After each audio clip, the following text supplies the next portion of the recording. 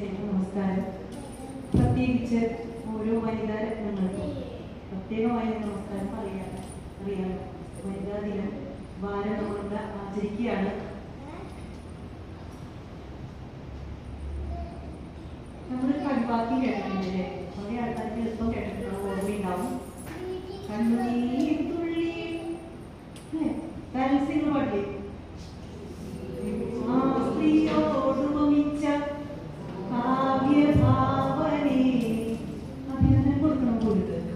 വേണോ? അഭിനന്ദനം കൊടുക്കണോ? സ്ത്രീ അവലയാണ്, ചവലയാണ്, തവലയാണ് എന്നൊക്കെ പണ്ട് പലരും പറഞ്ഞു. അങ്ങനെയാണോ? കാലം ഒരുപാട് പുരോഗമിച്ച് മുന്നേറി. അതൊക്കെയൊന്നല്ല അല്ലേ? 150 വർഷങ്ങൾക്ക് മുൻപ് ക്ലാര എന്ന ഒരു ജർമ്മൻ ആക്ടിവിസ്റ്റ്, സോഷ്യോളജിസ്റ്റ് വനിതകൾക്ക് വേണ്ടി ഒരു സമരം നടത്തി. തുല്യവേതനത്തിന്. ഇപ്പൊ തുല്യവേതനം കിട്ടുന്നുണ്ടോ? സ്ത്രീകൾക്ക് കിട്ടുന്നുണ്ടോ? 150 വർഷം മുമ്പ് സമരം നടന്നതാണേ ഗവൺമെന്റ് സർവീസിലൊക്കെ. പക്ഷെ സാധാരണ തൊഴിലാളികൾക്ക് ഇന്നും തുല്യവേതനമില്ല. അപ്പൊ നമ്മള് ഇപ്പോഴും അക്കാര്യത്തില് 150 വർഷം പിറകിലാണ്. പക്ഷെ ഇന്ന് ഒരുപാട് സ്ത്രീകൾ, വനിതകൾ അവകാശങ്ങളെ കുറിച്ച് ബോധവൽക്കരണം സ്വയം ഉള്ളവരാണ്. നമ്മുടെ സമൂഹത്തിൽ പലരും മുന്നേറിയിട്ടുണ്ട്. നമ്മൾ കണ്ടു, നമ്മുടെ മുന്നിൽ തന്നെ അതിനുള്ള ഒരാളുടെ വ്യക്തിത്വമുണ്ട്. പക്ഷെ അതിലേക്ക് ഒരു ദിവസം കൊണ്ടാണോ ചെന്നെത്തിയത്? ഒറ്റ രാത്രി കൊണ്ടാണോ ആ വിജയത്തിൽ അദ്ദേഹം എത്തിച്ചേർന്നത്? ഒരുപാട് സ്ട്രഗിൾ ചെയ്തില്ലേ? ഒരുപാട് സ്ട്രഗിൾ ചെയ്ത് കുറച്ചു പേരെങ്കിലും സ്വയം എംപവേർഡായി, ശക്തരായി. സ്ത്രീ ശാക്തീകരണം എന്നൊക്കെ എവിടെയും കേൾക്കുന്നുണ്ട് പോലെ. അതിനുവേണ്ടി സ്റ്റേറ്റ് ഗവൺമെന്റും നാഷണൽ ഗവൺമെന്റും എല്ലാം ഒരുപാട് പദ്ധതികൾ ആവിഷ്കരിച്ചിട്ടുണ്ട്. പക്ഷെ അതെത്ര പേര് ഉപയോഗപ്പെടുത്തുന്നുണ്ട്? 40% യുവതികൾ മാത്രമേ, സ്ത്രീകൾ മാത്രമേ ശാക്തീകരിക്കപ്പെട്ടിട്ടുള്ളൂ എന്നതാണ് നഗ്നമായ സത്യം. എല്ലാവരും അതിലേക്ക് എത്തിയിട്ടില്ല. എന്തുകൊണ്ടായിരിക്കും? പലർക്കും അറിയാം, സ്ത്രീകൾ അവരുടെ സ്വന്തം ശക്തി തിരിച്ചറിയുന്നില്ല. എന്തുകൊണ്ടാണ് തിരിച്ചറിയാത്തത്? തിരിച്ചറിയണമെങ്കിൽ എന്ത് ചെയ്യണം? ഉച്ചയ്ക്ക് ആരും മണി കിട്ടും? അതാണ് എന്റെ ചോദ്യം. നിങ്ങൾക്ക് പറയാട്ടോ, കുറച്ച് സമയം നമുക്ക് സംസാരിക്കാനുള്ളൂ. എങ്കിലും നമുക്ക് ഇന്ററാക്ഷൻ നല്ലതായിരിക്കും. പ്രസംഗം കേട്ട് പോകുമ്പോൾ സ്വാഭാവികമായിട്ടും ആ പടി കടന്നാൽ നിങ്ങളത് മറന്നു പോകും. പോരാ, നേരത്തെ നമ്മുടെ പ്രധാനപ്പെട്ട അതിഥി പറഞ്ഞതുപോലെ ഇന്നൊരു ദിവസമോ ഈ ഒരാഴ്ച കൊണ്ടോ മാത്രം പോരാ. അടുത്ത വനിതാ ദിനം ആചരിക്കുമ്പോൾ നമ്മൾ ഇവിടെ ഇരിക്കുന്നവരിൽ ഒരാളെങ്കിലും എംപവേർഡായ, ശക്തപ്പെട്ടാൽ മാത്രമേ, ശാക്തീകരിക്കപ്പെട്ടാൽ മാത്രമേ ഇവിടെ ഞങ്ങൾക്ക് സംസാരിച്ചതിന് അല്ലെങ്കിൽ ഞങ്ങൾ വിജയത്തിലെത്തുന്നുള്ളൂ എന്ന് ഞാൻ പറയുന്നു. ഇന്നേ വരെ ഒരു സ്ത്രീയും പബ്ലിക് പ്ലേസിൽ മൂത്രം ഒഴിച്ചിട്ടില്ല. ശരിയല്ലേ? ഇന്നേ വരെ ഒരു സ്ത്രീയും ടോയ്ലറ്റുകൾ, പബ്ലിക് ടോയ്ലറ്റുകൾ അശ്ലീലം എഴുതി വെച്ചിട്ടില്ല. ഉണ്ടോ? ഇന്നേ വരെ ഒരു സ്ത്രീയും ഒരു വനിതയും റോഡരികിൽ പാമ്പായിട്ടില്ല. ഇന്നേ വരെ ഒരു സ്ത്രീയും പൊതുമുതൽ നശിപ്പിച്ചിട്ടുമില്ല. അപ്പൊ നമുക്ക് സ്ത്രീ പുരുഷ സമത്വം വേണോ? നമ്മൾ എന്താ പറയാറ്? സ്ത്രീ പുരുഷ സമത്വം ആവശ്യമാണ്. സ്ത്രീ പുരുഷന്റെ തലത്തിലേക്ക് ഉയരുകയല്ല യഥാർത്ഥത്തിൽ വേണ്ടത്. ഈ വിധത്തിൽ പുരുഷന്മാർ സ്ത്രീയുടെ ലെവലിലേക്ക് ഉയരുകയാണ് യഥാർത്ഥത്തിൽ വേണ്ടത്. ചിന്തിക്കുക. ഈ വർഷത്തെ UN-ന്റെ സ്ലോഗൻ, മുദ്രാവാക്യം എന്താ അറിയോ? ഓരോ വർഷവും ഒരു മുദ്രാവാക്യം ഇറക്കുന്നുണ്ട്. ഗീവ് ടു ഗെയിൻ, നേട്ടത്തിനായി കൊടുക്കുക. സ്ത്രീകൾക്ക് അവരുടെ 5 കാര്യങ്ങൾ: സാമൂഹികവും സാമ്പത്തികവും സാംസ്കാരികവും സ്പിരിച്വലും ആധ്യാത്മികവുമായ ഉന്നമനത്തിനായി സ്ത്രീകൾക്ക് കൊടുക്കാനാ പറഞ്ഞിട്ടുണ്ട്. ആരാ കൊടുക്കണ്ടേ? നേരത്തെ ചോദിച്ചതുപോലെ ഉച്ചയ്ക്ക് ആരും കൊടുത്തിട്ടുണ്ട്. ആരാ കൊടുക്കേണ്ടത്? നമ്മൾ തന്നെ. സ്വയം, ഓരോ സ്ത്രീയും സ്വയം ശാക്തീകരിക്കപ്പെടണം. അതെങ്ങനെയാണ് സ്വയം ശാക്തീകരിക്കപ്പെടുക? അതിനൊരു എളുപ്പ വഴിയുണ്ട് കേട്ടോ. ഒരു സൈക്കോളജിക്കൽ റിസർച്ചിന്റെ ഭാഗമായി കണ്ടെത്തിയ സൈക്കോ തെറാപ്പി കൂടിയത്. നമ്മുടെ വീട്ടിലൊക്കെ നമ്മുടെ ഇമേജ് കാണാൻ ഒരു സാധനമില്ല. എന്താ അത്? നമ്മുടെ മുഖം എവിടെ നമ്മൾ കാണാം? നമ്മുടെ രൂപം കണ്ണാടിയില്. ആ കണ്ണാടിക്ക് നല്ലോണം അങ്ങോട്ട് നോക്കുക. നോക്കിയിട്ട് നമ്മളെ നന്നായിട്ടൊന്ന് ആസ്വദിക്കുക. സുന്ദരിയാട്ടോ സ്വയം പറയാം. ആണട്ടോ എല്ലാവരും, ആണെന്ന് നമ്മൾ ചിന്തിച്ചാൽ തന്നെ പറയാം. ഇന്ന് തന്നെ ചെയ്യണം കേട്ടോ നിങ്ങൾ. കാരണം ഇത് മനസ്സിൽ നിന്ന് പോയാലും ചെയ്യാൻ തോന്നുന്നില്ല. പറയാ, നിനക്ക് വേണ്ടി നീ എന്ത് ചെയ്തു? ഇന്ന് എനിക്ക് 60 വയസ്സായി ഈ വർഷം, അല്ല 40 വയസ്സായി, അല്ല 30 വയസ്സായി. നിനക്ക് വേണ്ടി നീ എന്ത് ചെയ്തു? കണ്ണാടിയോട് ചോദിക്കുക, നമ്മളെ തന്നെ ഇമേജിനോട്. അപ്പോൾ നമുക്കൊരു ഉത്തരം കിട്ടും. കുറച്ച് വർഷം പിന്നിലേക്ക് പോയാലേ ഇത് പ്രായക്കാർക്ക് ചെയ്യാട്ടോ. എനിക്ക് 70 വയസ്സായി, ഇനി എന്ത് ചിന്തിച്ചിട്ട് കുഴപ്പമില്ല കേട്ടോ. ഏത് പ്രായത്തിലും ഈ ചിന്തയിലേക്ക് നമുക്ക് ചോദിക്കുക. പണ്ട് വർഷങ്ങൾക്ക് മുമ്പ് നമ്മുടെ ടീനേജ് പ്രായത്തിൽ, കൗമാര പ്രായത്തിൽ നമുക്ക് ഒരുപാട് സ്വപ്നങ്ങൾ ഉണ്ടായിരുന്നുണ്ടാവും അല്ലേ? പുരുഷന്മാർക്ക് ഉണ്ടായിരുന്നുണ്ടാവും. ഇത് വനിതാ ദിനായാലും സ്ത്രീകളുടെ കാര്യം മാത്രമാണ് പറയുന്നത്. ഒരുപാട് സ്വപ്നങ്ങൾ ഉണ്ടായിരുന്നുണ്ടാവും. നേരത്തെ നമ്മുടെ ഡെപ്യൂട്ടി കളക്ടർ, ബഹുമാനപ്പെട്ട ഡെപ്യൂട്ടി, ഞാൻ മണിച്ചേച്ചി എന്ന് പറയുന്നത്, മണിച്ചേച്ചിനെ വിളിക്കുന്നത്, മണിച്ചേച്ചി പറഞ്ഞതുപോലെ ഒരു സ്വപ്നം ഉണ്ടായിരുന്നു. ആ സ്വപ്നത്തിലേക്ക് അവൾ എത്തിയത് നമുക്ക് ഇനി എത്താട്ടോ. ഏത് പ്രായത്തിലെത്താം? ഒരു സ്വപ്നം ഉണ്ടാവണം. അന്ന് നമ്മൾ എന്തെങ്കിലും സ്വപ്നങ്ങൾ കണ്ടിരുന്നെങ്കിൽ ആ സ്വപ്നത്തിന് ഒരെണ്ണം, ഒരു സ്വപ്നമെങ്കിലും, ഒരാഗ്രഹമെങ്കിലും നമുക്ക് സാക്ഷാത്കരിക്കാൻ പറ്റിയെങ്കിൽ നമ്മൾ ജീവിതത്തിൽ വിജയിച്ചു. ഒരു സംശയമില്ല. നമ്മുടെ ജീവിതത്തിൽ നമ്മൾ വിജയിച്ചു. അതൊരു തർക്കമില്ല. ഇനി അഥവാ എത്തിയില്ലെങ്കിൽ ഈ പ്രായത്തിലും ഇനിയും ഒരു അംഗത്തിന് ഭാഗ്യമുണ്ട്. അതൊരു സംശയമില്ല. നിങ്ങൾ കണ്ണാടിയിൽ നോക്കി പറയണമെന്നും നീ ഒരു വിജയിയാണ്. കണ്ണാടി നോക്കി അങ്ങനെ നിത്യേന. അതെങ്ങനെ നിത്യേന അങ്ങനെ പറഞ്ഞ നമ്മളത് എത്തണേ? ഞാനത് ജീവിച്ചിരിക്കുന്ന ഒരു സാക്ഷിയാണ്. എൻ്റെ തന്നെ അനുഭവം ഞാൻ ചെയ്തിരുന്ന, ഇപ്പോഴാണ് അറിയുന്നത്, അതൊരു സൈക്കോ തെറാപ്പിയാണ്. ഞാൻ പഠിച്ചപ്പോഴേ, ഇപ്പം അടുത്ത കാലത്ത് ഞാൻ സൈക്കോളജി പഠിച്ചത് 5 വർഷമായിരുന്നു. 10,000-കണക്കിന് കേസുകൾ ഞാൻ ഹാൻഡിൽ ചെയ്തു. എല്ലാം സക്സസ് ആയിരുന്നു. ഒരെണ്ണം പോലും എനിക്ക് വിട്ട് കളയാൻ കഴിഞ്ഞില്ല.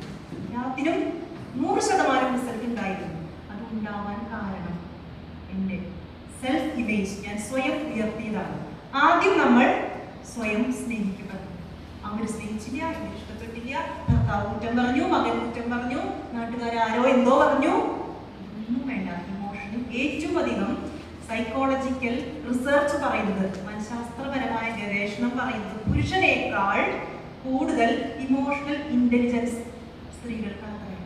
നമുക്കാണ് നമ്മളത് സ്വയം തിരിച്ചറിയില്ല. എന്നാണോ സ്വയം നമ്മൾ തിരിച്ചറിയുന്നത്, അന്ന് നമ്മൾക്ക് ഒരു സെൽഫ് റെസ്പെക്റ്റ് ഉണ്ടാവും. നമുക്ക് നമ്മളോട് തന്നെ ഒരു സ്വയം ബഹുമാനം തോന്നും.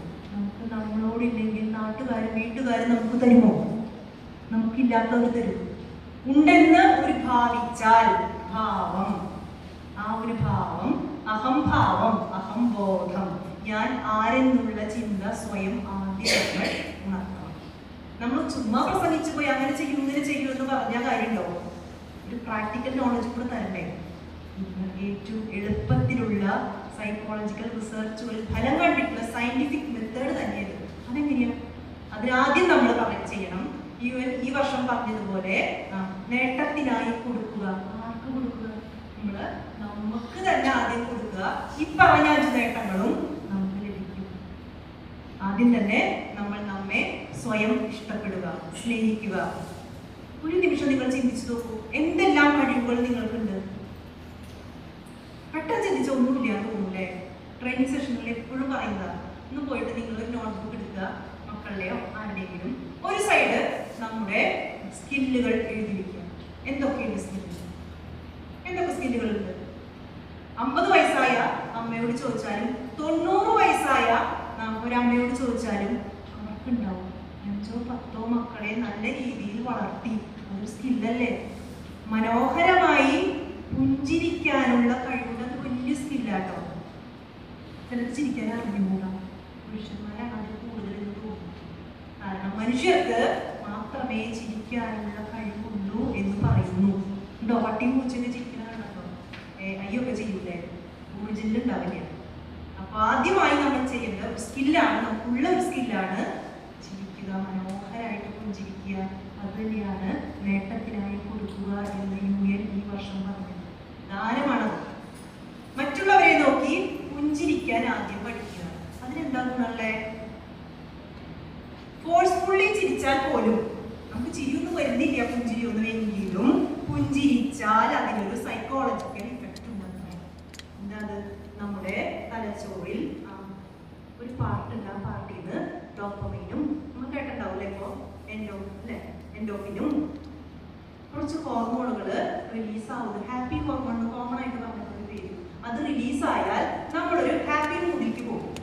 അങ്ങനെ പോയാൽ നമ്മൾ ചെയ്യുന്ന ഏതു കാര്യവും സക്സസ് ആവുന്ന പറയുന്നത്. ഇപ്പൊ അടുത്ത കാലത്ത് നമ്മൾ കണ്ടു പുഞ്ചിരിക്കുക ഫസ്റ്റായിട്ട്. രണ്ടാമതായിട്ട് നമ്മൾ സ്വയം നമ്മൾ എന്തൊക്കെയോ സംഭവമാണ് സ്വയം അന്ന് ദിവസവും ചിന്തിക്കുക. ചിന്തകൾക്ക് റിസൾട്ട് ഉണ്ട്. അഫർമേഷൻസ് എന്ന് പറയുന്നത് സ്ഥിരമായ ഒരു കാര്യം തന്നെ നമ്മൾ ചിന്തിച്ചു കൊണ്ടിരുന്നാൽ സ്വാഭാവികമായും അത് നമ്മുടെ ലൈഫിൽ എത്തിച്ചേരും. അതെങ്ങനെയപ്പോ അങ്ങനെ അത്രയും കഴിവ് നമ്മുടെ ബ്രെയിനിൽ അത്ര. പ്രത്യേകിച്ചും സ്ത്രീകൾക്ക് അത് കൂടുതലാണ് ഞാൻ എടുത്തു പറയുന്നത്. കാരണം സൈക്കോളജിക്കൽ ഗവേഷണങ്ങൾ പറഞ്ഞിരിക്കുന്നത് സ്ത്രീകൾക്ക് ഇമോഷണൽ ഇന്റലിജൻസ് മാത്രമല്ല ഏതൊരു സാഹചര്യം എളുപ്പത്തിൽ അഡാപ്റ്റ് ചെയ്യാൻ കഴിവും സ്ത്രീകൾക്കാണ്. അങ്ങനെ ഒരുപാട് ശക്തികളുടെ ഉടമകളാണ് ഓരോ സ്ത്രീകളും. ബുദ്ധിയും ശക്തി കുറവാണെങ്കിലും ചെറുപ്പത്തിലേ നമ്മൾ കേട്ടൊരു കഥയുണ്ടല്ലേ, സിംഹത്തിന്റെയും മൊയലിന്റെയും കഥ നമ്മൾ കേട്ടിട്ടില്ലേ? ആ കഥയിൽ എന്താ? ശക്തിശാലിയായ സിംഹത്തെ സൂത്രശാലിയായ എന്ന് പറഞ്ഞാൽ ഇമോഷണൽ ഇന്റലിജൻസ് കരസ്ഥമാക്കിയുള്ള ജന്മസിദ്ധമായ മുയൽ എന്ത് ചെയ്തു? തോൽപ്പിച്ച കഥ നമ്മൾ കേട്ടിട്ടില്ലേ? കുട്ടികൾക്കൊക്കെ ഈ കഥ പറഞ്ഞു കൊടുക്കണം കേട്ടോ. നേരത്തെ നമ്മൾ പറഞ്ഞു കുട്ടികളിൽ ആൺകുട്ടി പെൺകുട്ടി വിവേചനമില്ലാതെ വളർത്തണം. അങ്ങനെ തന്നെ വളർത്തണം. അത് മാത്രം പോരാ, എപ്പോഴാണ് ശരിയായ ഫ്രീഡം സ്വാതന്ത്ര്യം ഒരു സ്ത്രീക്ക് ലഭിക്കുന്നത്? ഏത് പാതിരാത്രിയും തനിയെ പുറത്തിറങ്ങി നടക്കാൻ ഭയരാഹിത്യത്തോടെ ഭയമില്ലാതെ നടക്കാൻ എന്നാണോ ഒരു സ്ത്രീക്ക് ഒരു പെൺകുട്ടിക്ക് സാധിക്കൂലേ? അറിയാം. ദിവസം പേപ്പറില് ആ വിധത്തിലാണ് ഇന്ന് നമ്മുടെ അങ്ങനെ വരാതിരിക്കണമെങ്കിൽ ആര് വിചാരിക്കണം? നമ്മുടെ സ്ത്രീകൾ വിചാരിച്ചാൽ മതി. അതെങ്ങനെയപ്പാ? നമ്മുടെ മക്കൾക്ക് പകർന്നു കൊടുക്കണം. ഓരോ സ്ത്രീയും അമ്മയാണ്. നീ അമ്മയെ എങ്ങനെ കാണുന്നുവോ അതുപോലെ നീ ഈ സമൂഹത്തിൽ ഓരോ സ്ത്രീയെയും കാണണം. സ്വന്തം ഭാര്യ ഒഴിച്ച് മറ്റുള്ളവരെല്ലാം അമ്മയായി കാണാനുള്ള സംസ്കാരമാണ് നമ്മുടെ ഇന്ത്യൻ കൾച്ചർ, ഭാരതീയ സംസ്കാരത്തിൽ. അതിലേക്ക് നമ്മൾ ചെന്നാൽ നമ്മുടെ രാജ്യം സ്വർഗമായി. അപ്പൊ എന്തിനാണ് നേട്ടത്തിനായി സ്ത്രീകൾക്ക് കൊടുക്കുന്നത്? സ്ത്രീക്ക് കൊടുക്കുന്നത് ഒരു സ്ത്രീക്ക് ലഭിച്ചാൽ ആദ്യം അതിന്റെ ഗുണഫലം ആരാണ് അനുഭവിക്കുക? മക്കള്. എന്താ സംശയം? ആദ്യം അതിന്റെ ഗുണഫലം അനുഭവിക്കുക നമ്മുടെ മക്കളായിരിക്കും. അല്ലാതെ ഇന്ന് പ്രൊമോഷൻ കിട്ടി, എനിക്ക് കുറച്ച് പ്രൊമോഷന്റെ ഭാഗമായിട്ട് കുറച്ച് ഫണ്ട് കിട്ടി, നേരെ പോയേക്കാം. ഏതെങ്കിലും സ്ത്രീകൾ ചിന്തിക്കൂ? അത് ഏത് രാഷ്ട്രീയത്തിലുള്ളതായിക്കൊള്ളട്ടെ, ഏത് ജാതിയിലുള്ളതായിട്ടൊരു സ്ത്രീയും അത് ചിന്തിക്കാറില്ല. അവര് ആദ്യം അവരുടെ മനക്കണ്ണിൽ ആരാ വരിക? മക്കളാണ് വരിക.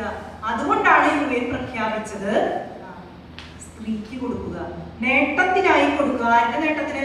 സ്ത്രീയുടെ നേട്ടത്തിന്, ആ സ്ത്രീയുടെ കുടുംബത്തിന്റെ നേട്ടത്തിന്.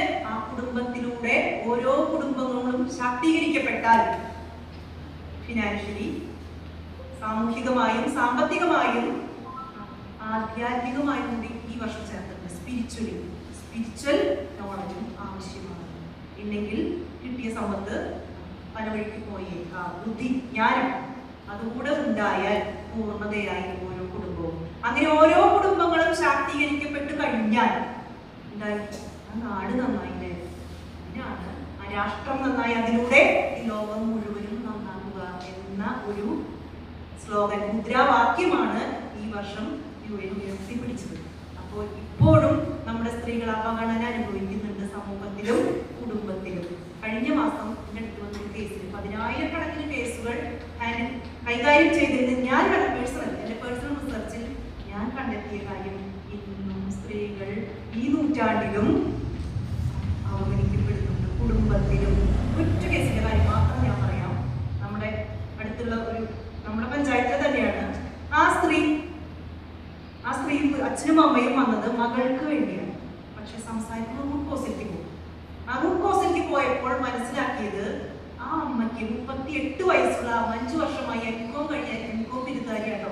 ഇപ്പോഴാണ് ജോലിക്ക്, ഹസ്ബൻഡിന്റെ കാല് പിടിച്ചാണ് ജോലിക്ക് പോകുന്നത്. പോയി കഴിഞ്ഞാൽ മാസാമാസം ശമ്പളം ഭർത്താവിന്റെ കയ്യിൽ കൊടുക്കണം.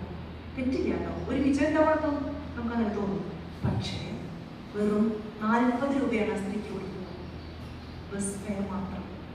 ആ സ്ത്രീ എന്നോട് ആ സ്ത്രീയുടെ ഭാഷയിൽ പറഞ്ഞാൽ, ഇന്നർ പോലും വാങ്ങണമെങ്കിൽ മാഡം ഞാൻ എൻ്റെ ഭർത്താവിൻ്റെ കാല് പിടിക്കേണ്ട അവസ്ഥയാണ് എന്ന് ആ സ്ത്രീ പറഞ്ഞപ്പോൾ 150 വർഷം മുമ്പ് തന്നെയല്ലേ നമ്മൾ ഇപ്പോഴുള്ളത് എന്നാണ് എനിക്ക് തോന്നുന്നത്. ഒരു കേസല്ല, ഒരുപാട് കേസുകളായി ഇതുപോലെ അനുവദിച്ചുകൂടല്ലേ.